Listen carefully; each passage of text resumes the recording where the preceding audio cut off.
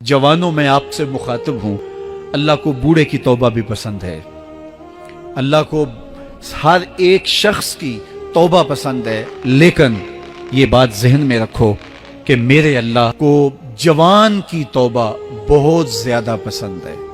मेरे और आपके आका मौला ने फरमाया आना हबीबुल्लाह, मैं अल्लाह का हबीब हूँ। कितना बड़ा एजाज़ है जो मेरे हुजूर का है।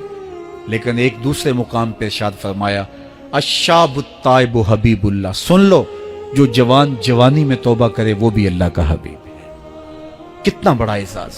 मैं ये देखता हूँ कि हमारी मजालिस में, बिलखुसूस आज की इस मजलिस के अंदर मुझे जो लोग दिखाई दे रहे हैं वो नौजवान हैं।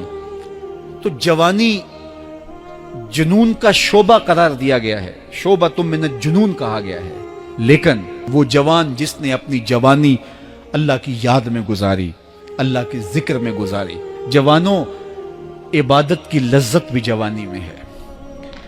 अगरचे जवानी मस्तानी होती है, जरा इस मस्तानी जवानी को तहज्जुद के मुसल्ले पे ला के देखो, क्या मस्ती चढ़ती है सजदों के अंदर, क्या लुत्फ है क़याम के अंदर, क्या सुकून है रुकू के अंदर। इस जवानी को मालिक की चौखट पे लाओ, फिर देखना कि ये जवानी कितनी लज्जत आफरी होती है। और इस जवानी के बदले में अल्लाह ताला तुम्हें क्या क्या अता फरमाता है। वराजुलुन कल्बुहु मुअल्लकुम बिल मसाजिद, वो आदमी जिसका दिल मस्जिद के साथ वाबस्ता होता है। अल्लाह के घर की तामीर, अल्लाह के घर की तज़ईन, अल्लाह के घर की सफाई सुथराई, अल्लाह के घर की आबादकारी, अल्लाह के घर की हाजिरी, ये उसकी जिंदगी का मशगला है।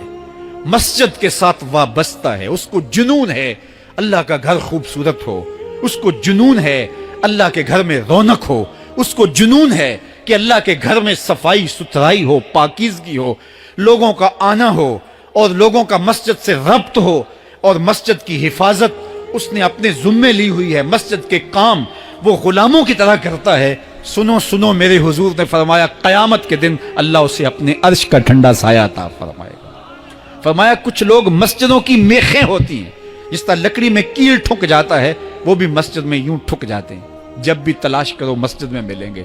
फरमाया जब वो बीमार पड़ जाते हैं अल्लाह के फरिश्ते उनके घर में हाल पूछने जाते हैं। यारो, जवानी के अय्याम में मस्जिदों के साथ अपने आप को वाबस्ता करो, मस्जिदों की सफाई भी अपने मामूलात में शामिल करो। जिस तरह आप अपने मामूलात बताते हैं कि वीकेंड पे मैं ये करता हूँ, रोज़ाना की मेरी जो है वो तरतीब ये है, महीने के बाद एक मरतबा ये तफसीली काम करता हूँ। अपनी ज़िंदगी में महीने बाद, 8 दिन बाद या जब आपको फुर्सत हो, मस्जिद की सफाई का अपने ऊपर जुम्मा लो। किसी भी मस्जिद में चले जाओ, उसको साफ करो। जब तुम अल्लाह के घर को धोगे, अल्लाह तुम्हारे दिल को धो देगा, तुम्हारे दिल को अल्लाह पाक कर देगा। तो ये मस्जिदें काबतुल्लाह की बेटियां हैं। अल्लाह ताला ने मस्जिदों के जरिए जीनत दी है ज़मीन को। जिस तरह आसमान सितारों से सजा हुआ है, ज़मीनें मस्जिदों से सजी हुई। इसलिए अल्लाह के घर के साथ जो शख्स रब्त रखता है, मेरे और आपके आका मौला ने फरमाया क़यामत के दिन उसको अल्लाह अपने अर्श का ठंडा साया अता फरमाए। वो आदमी जिसमें तन्हाई में अल्लाह का जिक्र किया, अल्लाह को याद करने बैठ गया, कोई देखने वाला नहीं था, वो तन्हा था, हुजरे में था, अपने बंद कमरे में था, अपने रब को याद किया। अल्लाह की याद करते करते उसकी आंखों से आंसू टपकने लगे, उसकी आंखें आंसुओं का खिराज देने लगी।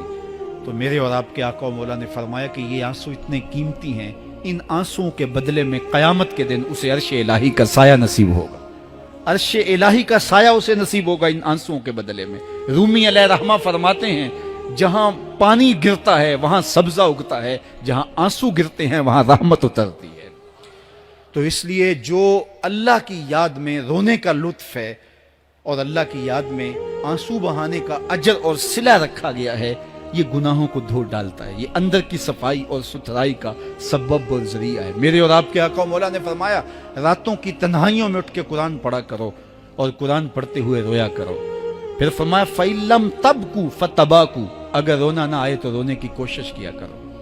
हजरत दाता गंज बख्श अली हजवेरी से एक मुरीद ने कहा, हजरत अगर रोने की कोशिश करें फिर भी रोना ना आए, फरमाया फिर अपने मुकद्दर पे रोया करो। तुम इतने संग दिल हो गए हो कि तुम्हारी आंखें आंसुओं का खिराज नहीं देती। जो रोना नहीं जानता وہ اللہ کی رحمتوں کو اور اللہ کی کرم نوازیوں کو کیسے سمیٹ پائے گا؟ بچہ روتا ہے تو ماں دودھ دیتی ہے، جب بندہ اللہ کی حضور الہاؤ زاری کرتا ہے، عجز کرتا ہے، انکساری کرتا ہے، تو اللہ کی رحمتوں کو جوش آتا ہے، اور اللہ تعالیٰ کی رحمتیں اس پہ برستی ہیں، اور اس کے نہ صرف گناہ معاف ہوتے ہیں بلکہ اللہ تعالیٰ اس کے گناہوں کو بدل کے